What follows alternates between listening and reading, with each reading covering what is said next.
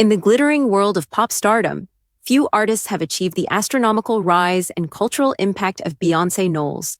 But behind her iconic success lies a trail of complex relationships, unspoken truths, and unresolved heartbreak, especially involving the original members of Destiny's Child. One name that often resurfaces in whispers and speculative conversations is LaTavia Roberson, a founding member whose promising future seemed to dissolve overnight. What happened to LaTavia Roberson? Why did her star fade so suddenly? And most importantly, did Beyoncé play a quiet role in ensuring that only one Destiny would shine the brightest? The duo before Destiny. Long before Destiny's Child became a household name, Beyoncé and LaTavia were just two Houston girls chasing a dream. As teens, the pair formed a singing duo and performed together, eventually joining forces with Kelly Rowland and LeToya Luckett. The group, originally called Girls' Time, would evolve into Destiny's Child under the strict management of Beyoncé's father, Matthew Knowles. In the beginning, it was clear that all four girls had talent. LaTavia stood out for her rich contralto voice and her charisma, while Beyoncé was already being nurtured as a lead. Despite early hiccups in the industry, Destiny's Child landed a deal with Columbia Records and began climbing the charts. Sudden stardom and abrupt exits. By the time Destiny's Child dropped The Writings on the Wall in 1999, they had achieved phenomenal success. The album included massive hits like Bills, Bills, Bills, and Say My Name, and the group was quickly becoming a cultural force. But just as they were reaching the peak, something shocking happened. LaTavia Roberson and LeToya Luckett were suddenly out of the group. And how did they find out? Not through a formal meeting, not from their manager. They discovered they had been replaced when they saw the Say My Name video and noticed two unfamiliar faces, Michelle Williams and Farrah Franklin. LaTavia and LeToya were stunned. Behind the breakup, money, management, and power plays. The widely accepted story is that LaTavia and LeToya had raised concerns about Matthew Knowles' management. They questioned how the group's money was being handled and wanted an independent accountant involved. That's when the trouble began. Matthew allegedly saw their questioning as betrayal. According to both LaTavia and LeToya, rather than negotiating, they were removed without discussion.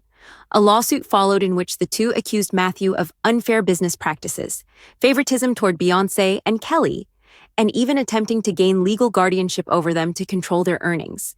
Despite the legal firestorm, Matthew and Beyoncé painted a different picture publicly, claiming the group's cohesion had been compromised, and it was a group decision to move forward with new members.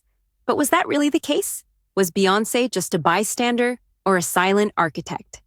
Over the years, fans and critics alike have speculated about Beyoncé's role in the dismissal of her original bandmates. Publicly, she remained professional and distant, even emotional at times, claiming she was devastated by the split. However, LaTavia would later suggest that Beyoncé may not have been entirely innocent in the matter.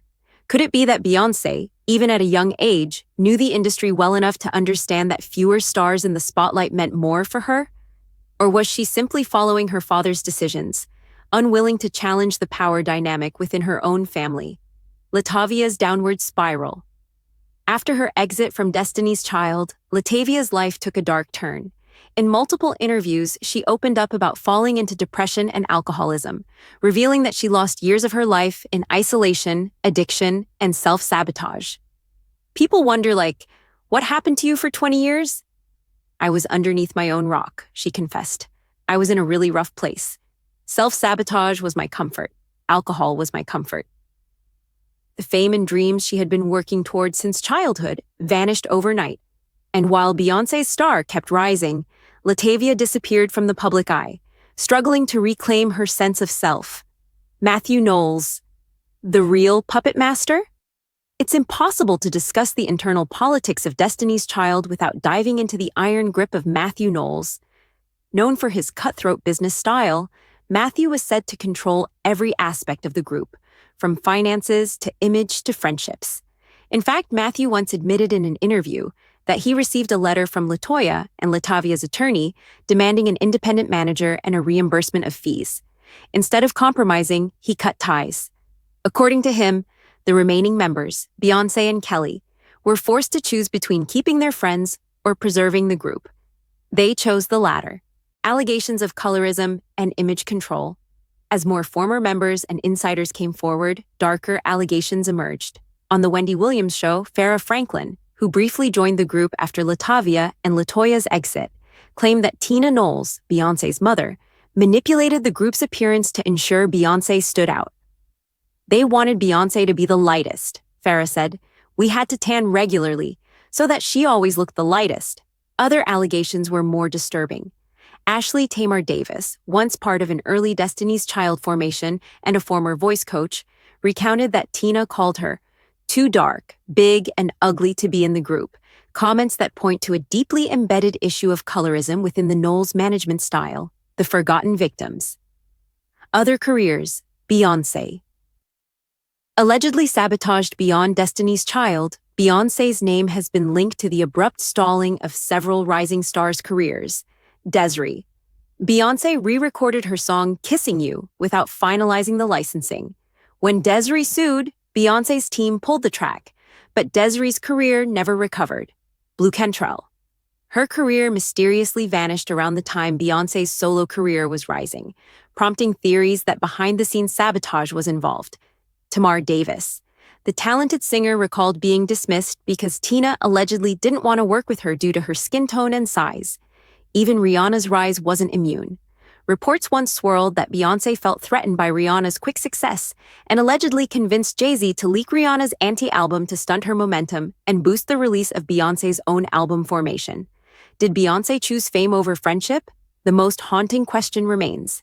Did Beyoncé, knowingly or unknowingly, play a part in derailing the lives of those around her to ensure her own success? Supporters argue that she was just a teenager caught in the middle of her father's ruthless business strategies. Others believe she was always hyper-aware of her image and trajectory and knew exactly what needed to be done. Even LaTavia once admitted that Beyoncé was her friend, her sister, which makes the pain cut even deeper. We had been together for so long. I thought we would always be together, LaTavia said in an emotional interview. We were a family. But despite years of reflection and attempted healing, no public apology, reconciliation, or collaboration has occurred between Beyoncé and LaTavia, or LeToya for that matter. LaTavia's Return, a memoir and possible revelation. Now, over 2 decades later, LaTavia is working on a memoir titled I Am LaTavia. She's hinted that the book will finally tell her side of the story, the full story. She plans to discuss her time in Destiny's Child, her sudden fall, her battles with addiction, and her path to redemption. More importantly, fans are wondering, will she finally reveal the truth about Beyoncé's role in her departure? In addition, rumors have swirled that LeToya Luckett might also be ready to speak openly about what really went down. For years, she remained silent, refusing to say a negative word about Beyoncé. But with LaTavia stepping forward, the timing may be right for both women to break their silence. The legacy of Destiny's Child, glory or ghosts? Destiny's Child's legacy is undeniably powerful. With millions of records sold, multiple Grammy Awards, and a lasting impact on pop and R&B, the group's music remains timeless. But what fans often overlook is the human cost behind that success. Careers were broken, friendships were shattered, mental health suffered. And while Beyoncé became a global icon, some of the women who helped build her foundation were left to pick up the pieces. Where are they now? LaTavia Roberson has resurfaced in recent years, appearing on reality shows and social media platforms. She's working on her memoir and seems focused on healing and reclaiming her voice. LeToya Luckett went on to find solo success in music and acting. She's also spoken candidly about her struggles with depression and how difficult the transition was after Destiny's Child. Farrah Franklin disappeared for a while but returned with her own music and interviews, continuing to share her version of events. Beyoncé, of course, has become a cultural icon, arguably the most powerful woman in music. Final thoughts: a cautionary tale in glitter and gold. The story of Destiny's Child is both inspiring and heartbreaking. It's a tale of young Black women navigating an unforgiving industry.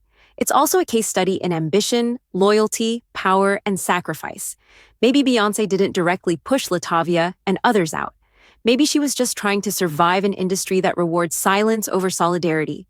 Or maybe, like many stars before her, she made peace with the sacrifices required for greatness. But for LaTavia Roberson and the many others whose careers seem to fade under Beyoncé's ever-rising sun, the shadows tell their own story, and that story is just beginning to be told.